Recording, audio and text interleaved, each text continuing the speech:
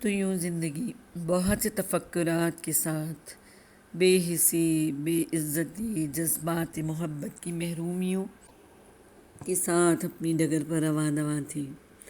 تو زندگی کا ایک دوسرا رخ تفکرات اور خوف و امید کو ساتھ لے کر نئی شکل میں سامنے آ گیا۔ میں آج تمہیں کیا بتاؤں کہ میری کیا کیفیت تھی کہ رحمہ بڑی بیٹی کے رشتے کے لیے کچھ لوگ آ رہے تھے۔ زندگی کے گزشتہ سارے سین ایک ایک کر کے آنکھوں کے سامنے گزرنے لگے، لیکن فکروں کے ساتھ ساتھ وہی سوچ چل رہی تھی کہ اچھے لوگ، قدر کرنے والے لوگ مل جائیں تو بیٹی اپنے گھر کے سکھوں میں اپنی پچھلی لائف سے بہتری کی طرف آ جائے۔ یہ ساری کیا کیفیات تھیں، یہ تو وہ رب ہی جانتا ہے۔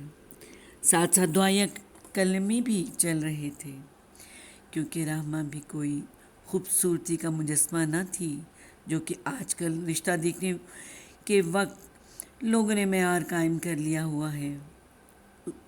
اس وقت تو میری کیفیت کا اندازہ نہیں کر سکتی۔ دل تو ایسے تھا کہ لگ رہا تھا دھڑکن کی تیزی اس کو باہر نکال پھینکے گی۔ جب انہوں نے فوراً ہی رحمہ کو پسند کر لیا، نہ ان لوگوں میں یہ چیز نظر آئی کہ وہ رحمہ کو اس طرح دیکھ رہے ہیں جیسے کوئی قربانی کا جانور لینا ہوتا ہے، ایک ایک چیز کو پوچھنا، اس کی پوری اس طریقے سے وہ کرنا کہ جیسے یہ بھی پتہ چلا لیں، یہ بھی پتہ چلا لیں، یا یہ کیا ہے، یہ کیا، یعنی ان میں وہ چیز نظر ہی نہیں آئی۔ بہترین اخلاق، بہترین تہذیب یافتہ لوگ،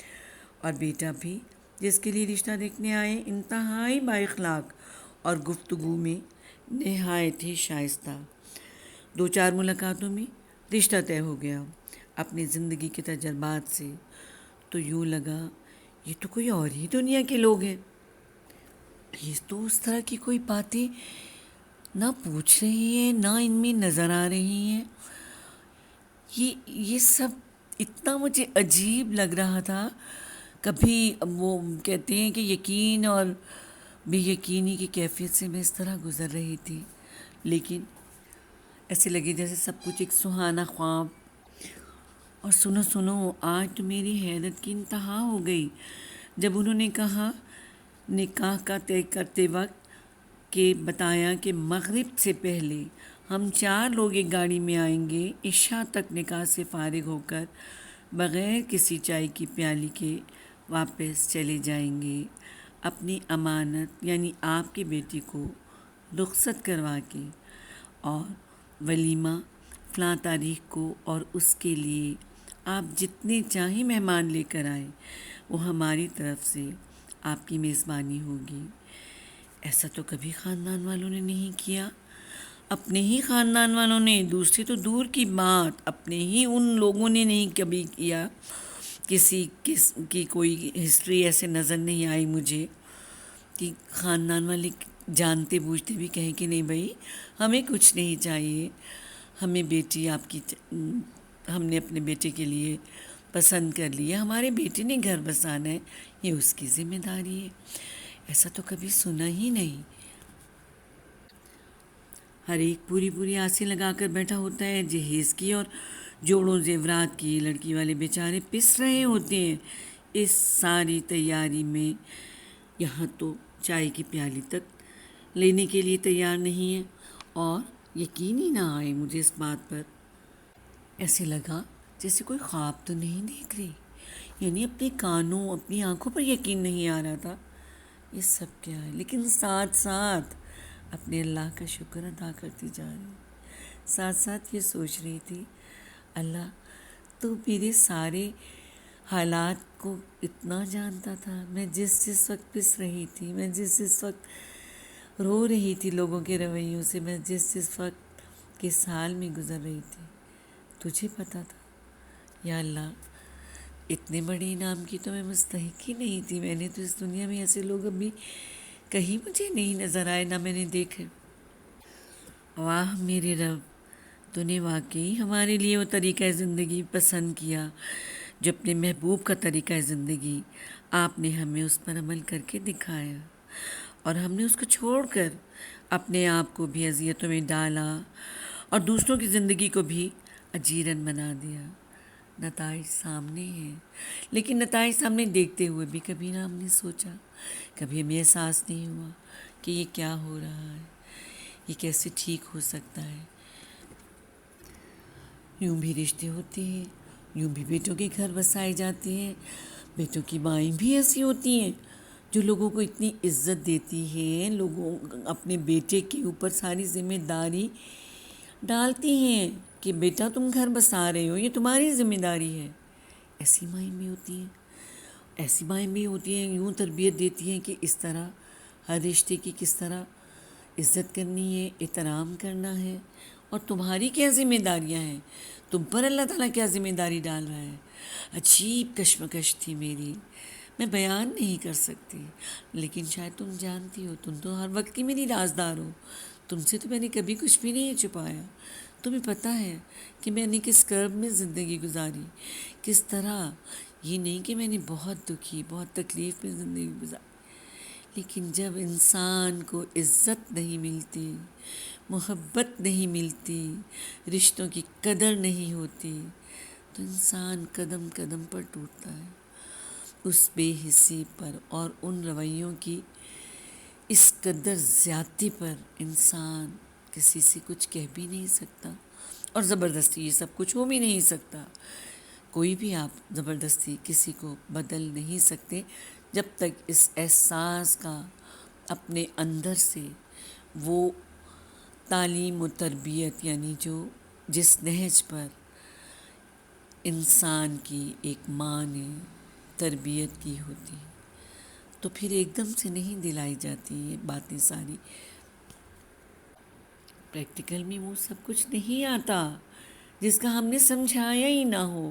جو پریکٹیکل ہمارے اپنے اندر ہی نہ ہو، ہم نے اس کو فیل ہی نہ کیا ہو، ہم نے رول ماڈل اپنی اولاد کو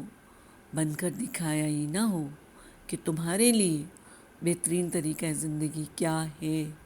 اور کیا نقصان دے سکتا ہے، کیا فائدہ دے سکتا ہے، کیونکہ تم نے ایک نسل کو تیار کرنا ہے، تم نے بھی وہ سب کچھ آگے ڈیلیور کرنا ہے۔ خیر چھوڑو یار، یہ سب لگتا ہے کتابی باتیں ہیں، ان پر تو کوئی غور نہیں کرتا۔ یوں ماشاء اللہ رہا رخصت ہو کر اپنے گھر کو سدھاری، اور زندگی نے تو جیسے ایک ایک گزشتہ سین کو خوشیوں اور شکرانے میں بدل دیا۔ یہ ہے وہ رب جو جانتا ہے کہ میرے بندے پر کیا گزر رہی ہے، جو کہتا ہے کہ تم پر جو بھی پریشانی یا مصیبت آتی ہے تمہاری اپنی وجہ سے آتی ہے، اور ہم جب ان راستوں سے بہت بہت دور جا نکلتے ہیں یا ان راستوں پر نہیں چلتے جو اس نے بتائے ہیں، اس رب نے بتائے ہیں، وہ طریقہ زندگی پر چلنے کو چھوڑ کر اپنی مرضیاں کرتے ہیں، تو نتائج بھی ویسے ہی ہوتی ہے۔ جو مائیں تربیت کو بالائے طاق رکھ کر لاپرواہی کی زندگی گزارتی ہیں، یا مقصد کی اہمیت کو سمجھے بغیر، احساس ذمہ داری اولاد کے سمجھے بغیر، ایک ماں کی کیا ہوتی ہے ذمہ داریاں،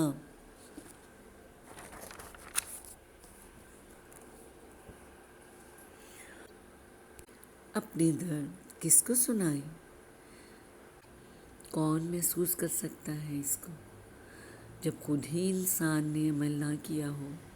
تو دوسروں کو کیسے محسوس کروا سکتے ہیں؟ تربیت نظر آتی ہے علم جب عمل میں ڈھل جاتا ہے، تعلیم جب علم بن جاتی ہے، تو میاں بیوی بھی بھرپور زندگی گزارتے ہیں اور وہ اپنی نسل کی بھی بہترین تربیت کرتے ہیں۔ یوں نسل وہ والی نسل جو ہمارے ہاتھوں میں جس کو اللہ نے دے دیا اور ہمیں ماں باپ بنا دیا، وہ نسل انسانی جس کے ہم والدین بنتے ہیں، اگر تربیت ہو، اگر تعلیم علم بن جائے تو میاں بیوی بھی بھرپور زندگی گزارتے ہیں اور وہ اپنی نسل کی بھی بہترین تربیت کرتے ہیں۔ یوں نسل جس کی ذمہ داری انسان پر ہے، وہ اپنی وسعت کے مطابق کرتا ہے۔ یہ وہ بات ہے میرے ذہن میں آتی ہے کہ اس کا کوئی بھی اور نہیں ہے نقصان کرنے والا۔ اس کا نقصان ہم اپنی لاپرواہیوں سے، لا علمی سے خود کرتے ہیں، اور ہمارے نہ کرنے سے بہت سے لوگ حسرت و یاس کی زندگی گزار کر دنیا سے چلے جاتے ہیں، اور کسی کو کانوں کان خبر بھی نہیں ہوتی، کیونکہ جذبات و احساسات اللہ نے ان کے اندر بھی رکھے ہیں۔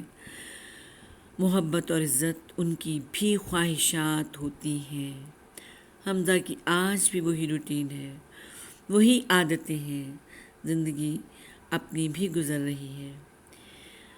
کہہ دو ان حسرتوں سے کہیں اور جا بسے، اتنی جگہ کہاں ہے